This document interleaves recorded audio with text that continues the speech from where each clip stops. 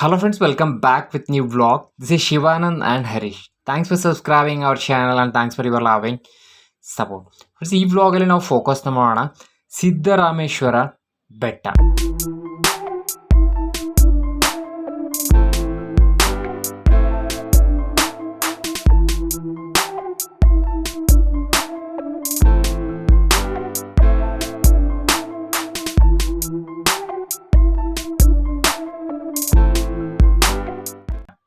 Friends, ಈ ಸಿದ್ದರಾಮೇಶ್ವರ ಬೆಟ್ಟ ಎಲ್ಲಿದೆ ಮತ್ತು ಹೇಗಿದೆ, ಇದರ ಒಂದು ವಿಶೇಷತೆಗಳು ಏನು ಅನ್ನೋದರ ಸಂಪೂರ್ಣ ಮಾಹಿತಿಯನ್ನು ನೀವು ಈ ವಿಡಿಯೋದಲ್ಲಿ ಸ್ಟೆಪ್ ಬೈ ಸ್ಟೆಪ್ ಆಗಿ ತಿಳ್ಕೊಳ್ತಾ ಹೋಗ್ಬೋದು. ಹಾಗಾಗಿ ಫ್ರೆಂಡ್ಸ್, ಈ ವಿಡಿಯೋನ ಸ್ಕಿಪ್ನ ಮಾಡದೆ ಪೂರ್ತಿಯಾಗಿ ಯೋಚನೆ ಮಾಡಿದ್ರೆ ಈ ಸಿದ್ದರಾಮೇಶ್ವರ ಬೆಟ್ಟದ ಸಂಪೂರ್ಣ ಮಾಹಿತಿಯನ್ನು ನೀವು ತಿಳ್ಕೊಳ್ಬೋದು. ಸೊ ಫ್ರೆಂಡ್ಸ್, ಬನ್ನಿ ಹಾಗಾದರೆ ಈ ಸಿದ್ದರಾಮೇಶ್ವರ ಬೆಟ್ಟ ಎಲ್ಲಿದೆ, ಹೇಗಿದೆ ಮತ್ತು ಇದರ ವಿಶೇಷತೆಗಳು ಏನು ಅನ್ನೋದರ ಸಂಪೂರ್ಣ ಮಾಹಿತಿಯನ್ನು ಈ ವಿಡಿಯೋದಲ್ಲಿ ತಿಳ್ಕೊಳ್ಳೋಣ. ಫ್ರೆಂಡ್ಸ್, ನಾವು ಲಾಸ್ಟ್ ಒಂದು ವಿಡಿಯೋನ ಶೂಟ್ನ ಮಾಡಿದ್ವಿ ಬೇವೂರಿನ ಬೆಟ್ಟದ ತಿಮ್ಮಪ್ಪ ದೇವಸ್ಥಾನ. ಅದೇ ದಿನನೇ ನಾವು ಈ ಸಿದ್ದರಾಮೇಶ್ವರ ಬೆಟ್ಟದ ವಿಡಿಯೋನು ಕೂಡ ಶೂಟ್ನ ಮಾಡಿದ್ವಿ. ಹಾಗಾಗಿ ನಾವೀಗ ಬೆಟ್ಟದ ತಿಮ್ಮಪ್ಪ ದೇವಸ್ಥಾನದಿಂದನೇ ಈ ಜರ್ನಿನ ಶುರು ಮಾಡೋಣ.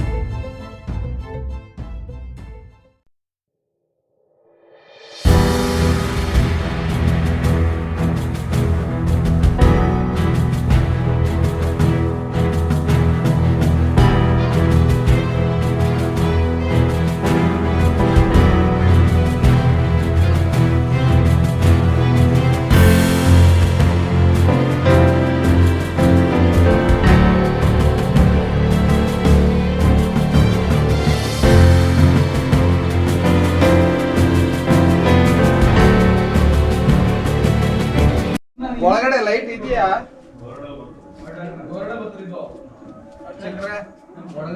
ನಾವು ಬೇವೂರು ಗ್ರಾಮದ ಶ್ರೀ ಸಿದ್ದರಾಮೇಶ್ವರ ದೇವಸ್ಥಾನದ ಅರ್ಚಕರು. ಈ ದೇವಸ್ಥಾನ ಚೋಳರ ಕಾಲದವು ಸಿದ್ಧರುಗಳಿರೋ ಜಾಗ ಆಗಿರೋದ್ರಿಂದ ಇದು ಸಿದ್ದರಾಮೇಶ್ವರ ಅಂತ ಹೇಳಿ ಊರಿನ ಗ್ರಾಮಸ್ಥರು ಇದಕ್ಕೆ ಪ್ರತಿಷ್ಠಾಪನೆ ಮಾಡಿದರು.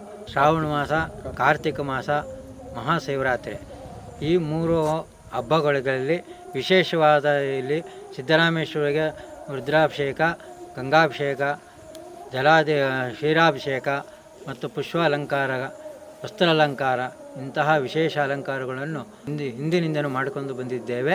ರಾಮನಗರ ಜಿಲ್ಲೆ ಚನ್ನಪಟ್ಟಣ ತಾಲೂಕು ಬೇವೂರು ಗ್ರಾಮದಲ್ಲಿ 12 ಕಿಲೋಮೀಟರ್ ದೂರದಲ್ಲಿರ್ತಕ್ಕಂಥ ಸಿದ್ದರಾಮೇಶ್ವರ ದೇವಸ್ಥಾನ. ಅಂದರೆ ಈಗ ತಾನೇ ನಮ್ಮ ಅರ್ಚಕರು ಹೇಳಿದ್ದಾರೆ ಇತಿಹಾಸವನ್ನು. ಅಂದರೆ ಈ ದೇವಸ್ಥಾನದಲ್ಲಿ ಸಿದ್ಧರು ವಾಸ ಇರೋದ್ರಿಂದ ಮೊದಲಿಗೆ ರಾಮೇಶ್ವರ ಎಂದು ನಾಮಕರಣವನ್ನು ಕರೀತಾ ಇರ್ತಾರೆ. ಸಿದ್ಧರು ವಾಸವಾಗಿರೋದ್ರಿಂದ ಸಿದ್ದರಾಮೇಶ್ವರ ಎನ್ನುವುದು ಪ್ರತೀತಿ ಈ ಒಂದು ದೇವಾಲಯಕ್ಕೆ ಬಂದಿದೆ. ಈ ಬೇವೂರಿನಲ್ಲಿ ಏನು ಸಿದ್ದರಾಮೇಶ್ವರ ಮತ್ತು ಶ್ರೀ ತಿಮ್ಮಪ್ಪ ಬೆಟ್ಟ ಎರಡೂ ಕೂಡ ಐತಿಹಾಸಿಕ, ಅಂದರೆ 1200 ವರ್ಷಗಳ ಹಿಂದಿನ ದೇವಾಲಯಗಳು. ಈಗ ತಾನೇ ನಮ್ಮ ಅರ್ಚಕರು ಹೇಳ್ದಂಗೆ ಒಂದು ಹಿಂದಿನ ಕಾಲದಿಂದಲೂ ಕೂಡ ಒಂದು ಸ್ವಾಮಿ ಇಲ್ಲಿ ಸಿದ್ಧರು ಪ್ರತಿಷ್ಠಾಪನೆಯನ್ನು ಮಾಡಿದಂಥ ಈ ಒಂದು ರಾಮೇಶ್ವರ ದೇವಸ್ಥಾನ, ಇಲ್ಲಿ ಕಲ್ಯಾಣಿ ಮತ್ತು ಒಂದು ದೇವಸ್ಥಾನ ಅತಿ ಪ್ರಾಖ್ಯಾತೆಯನ್ನು ಪಡೆದಿರ್ತಕ್ಕಂಥ ದೇವಸ್ಥಾನ. ಅಂದರೆ ಇಲ್ಲಿ ವೀರಗಲ್ಲು ಕೂಡ ನಾವು ನೋಡ್ತಾ ಇದ್ದೀವಿ ಇದೆ. ಮತ್ತು ಈ ಒಂದು ಸುಮಾರು 1200 ವರ್ಷಗಳ ಇತಿಹಾಸದಲ್ಲಿ ಸಿದ್ಧರು ಮಾಡಿರ್ತಕ್ಕಂಥ ಒಂದು ಕಟ್ಟಡ, ಈ ದೇವಾಲಯವನ್ನು ನಾವು ನೋಡ್ತಾ ಇದ್ದೀವಿ. ಮತ್ತು ಪಕ್ಕದಲ್ಲಿ 2 ಕಲ್ಯಾಣಿಗಳು ಕೂಡ ಇದೆ. ಅರ್ಚಕರು ಅಲ್ಲಿ ಹೇಳಿದ್ದಾರೆ, ಮಕ್ಕಳಿಲ್ಲದೆ ಇರ್ತಕ್ಕಂಥ ಹಿಂದೆ ಈ ಸಿದ್ದರಾಮೇಶ್ವರ ದೇವಸ್ಥಾನದಲ್ಲಿ ನಮಗೆ ಮಕ್ಕಳಾದರೆ ಈ ಕಲ್ಯಾಣಿಗೆ ಅರ್ಪಿಸ್ತೀವಿ ಅನ್ನತಕ್ಕಂಥ ಒಂದು ಪ್ರತಿಜ್ಞೆಯನ್ನು ಮಾಡ್ತಾರೆ. ಅವ್ರಿಗೆ ವಂಶೋದ್ಧಾರಕ ಹುಡ್ತಾನೆ. ವಂಶೋದ್ಧಾರಕ ಹುಟ್ಟಾದ ಮೇಲೆ ಆ ಒಂದು ಕಲ್ಯಾಣಿಗೆ ಬಿಟ್ಟಾಗ ಮತ್ತೆ ಇನ್ನೊಂದು ಬಾಗಿಲಿಂದ ಆ ಮಗು ಪ್ರತ್ಯಕ್ಷ ಆಗುತ್ತೆ. ಇದೊಂದು ಪವಾಡದಲ್ಲಿ ಈ ಒಂದು ಅಂದಿನಿಂದನೂ ಕೂಡ ಆ ವಂಶಸ್ಥರು ಮಕ್ಕಳನ್ನು ನೋಡ್ತಾ ಇದ್ದೀವಿ. ಮತ್ತು ನಾವು ಕೆಳಗಡೆ ಒಂದು ಕಟ್ಟೆನೂ ಕೂಡ ನೋಡಿದ್ದೀವಿ. ಆ ಕಟ್ಟೆನಲ್ಲಿ ಮಳೆ ಬಂದಾಗ ಈ ಮಳೆಗಾಲದಲ್ಲಿ ನೀರು ಕಡಿಮೆ ಇರ್ತದೆ, ಬೇಸಿಗೆಗಾಲದಲ್ಲಿ ಆ ಕಟ್ಟೆನಲ್ಲಿ ತುಂಬ ನೀರಿರ್ತದೆ. ಇದು ವಿಶೇಷವಾದಂಥ ಒಂದು ಕಟ್ಟೆ, ಇಡೀ ನಮ್ಮ ರಾಮನಗರ ಜಿಲ್ಲೆಗೆ ಪ್ರಸಿದ್ಧಿಯನ್ನೇ ಪಡೆದ ಇರತಕ್ಕಂಥ ಕಟ್ಟೆ. ಅಂದರೆ ಬೇಸಿಗೆನಲ್ಲಿ ಆ ಕಟ್ಟೆ ತುಂಬ ಇರ್ತದೆ, ಮಳೆಗಾಲದಲ್ಲಿ ನೀರು ಕಡಿಮೆ ಇರ್ತದೆ. ಇಲ್ಲಿ ಮೇಲೆ ಮತ್ತು ಕೆಳಗಡೆಗೆ ಅಂತರ್ಜಲ ಒಂದು ಹರಿಯುತ್ತೆ ಅನ್ನೋದು ನಾವು ಕೂಡ ನೋಡ್ಕೊಂಡ್ಬಂದಿದ್ದೀವಿ. ಮತ್ತು ಸುಮಾರು ಈ ವರ್ಷ ಒಂದು ಶಾಸಕರ ಅನುದಾನದ ಅಡಿಯಲ್ಲಿ ಸಿದ್ದರಾಮೇಶ್ವರಕ್ಕೆ ಈ ಡಾಂಬರೀಕರಣ ರೋಡು ಕೂಡ ಆಗಿದೆ. ಹಿಂದೆ ರೋಡ್ ಇರಲಿಲ್ಲ, ಕಾಲ್ದಾರಿ ಇತ್ತು, ನಡ್ಕೊಂಡು ಬರ್ತಾಯಿದ್ರು. ಈಗ ರೋಡ್ ಆಗಿರೋದ್ರಿಂದ ಭಕ್ತಾದಿಗಳು ಬಂದು ವೆಹಿಕಲಲ್ಲಿ ಕೂಡ ಈ ಒಂದು ವೈಭವವನ್ನು ನೋಡ್ಬೋದು. ಈ ಬೆಟ್ಟದ ವಿಶೇಷತೆ ಏನಪ್ಪ ಅಂದರೆ ಶ್ರಾವಣ ಮಾಸ, ಕಾರ್ತಿಕ ಮಾಸದಲ್ಲಿ ಸಾವಿರಾರು ಜನ ಭಕ್ತರೆ. ಮತ್ತು ಶ್ರಾವಣ ಮಾಸ ಪ್ರತಿ ಸೋಮವಾರ ಏನು 4 ವಾರ ಊರಿನ ಒಂದು ಕುಟುಂಬ ವರ್ಗ ತಾವು ಮನೆಯಲ್ಲಿ ಮಡಿಯಿಂದ ಮಾಡಿದಂಥ ಊಟವನ್ನು ಪುಟ್ಟಿನಲ್ಲಿ ನಡ್ಕೊಂಡು ಬಂದು ಬಂಡೆ ಮೇಲೆ ಊಟವನ್ನು ಮಾಡಿ ಯಾರೂ ಕೂಡ ಆ ಬಂಡಿಯನ್ನು ತೊಳೆಯೋದಿಲ್ಲ, ಹಾಗೆ ಹೋಗ್ತಾರೆ. ಹೋದಂಥ ಒಂದು 30 ನಿಮಿಷ ಆದಮೇಲೆ ಅಥವಾ ಅವತ್ತು ಬೆಳಗ್ಗೆ ಆಗೋಷ್ಟರಲ್ಲಿ ಆ ಒಂದು ಜಲಾಧಾರೆ ಈ ಕಲ್ಲಿನ ಮೇಲೆ ಬಿದ್ದು ಅದೇ ಕೂಡ ತೊಳೆಯುತ್ತೆ ಅನ್ನೋದು ಕೂಡ ಈಗೂ ಕೂಡ ನಾವು ಕಣ್ಣಾರ ನೋಡ್ಕೊಂಡು ಬರ್ತಾ ಇದ್ದೀವಿ. ಈ ಒಂದು ಪ್ರತೀತಿ ಇದೆ. ಆದ್ದರಿಂದ ಈ ಬೇವೂರು ಗ್ರಾಮ ಸುತ್ತಲಿರ್ತಕ್ಕಂಥ ದೇವಸ್ಥಾನಗಳನ್ನು ಹೊಂದಿದೆ. ಏನು ಸಿದ್ದರಾಮೇಶ್ವರ ಮತ್ತು ತಿಮ್ಮಪ್ಪ ಬೆಟ್ಟ ಮತ್ತು ಚೌಡೇಶ್ವರಿ ಹಾಗೂ ಬೀರೇದೇವರು ಹಲವಾರು ಸುತ್ತ ದೇವಾಲಯಗಳನ್ನು ಹೊಂದಿದ್ದು ಇಡೀ ಊರಿಗೆ ಪ್ರಕೃತಿ ಸೌಂದರ್ಯವನ್ನು ತಂದುಕೊಡೋ ಜೊತೆಗೆ ನಮ್ಮೂರಿನ ಗ್ರಾಮಸ್ಥರು ಮತ್ತು ಎಲ್ಲರೂ ಕೂಡ ಒಂದು ಆರೋಗ್ಯವಾಗಿ ಮತ್ತು ಹಬ್ಬ ಹರಿದಿನಗಳಲ್ಲಿ ವಿಶೇಷ ಪೂಜೆಯನ್ನು ಮಾಡ್ಕೊಂಡು ಬರ್ತಾ ಇರ್ತಕ್ಕಂಥದ್ದನ್ನು ಕೂಡ ನೋಡಿದ್ದೀವಿ.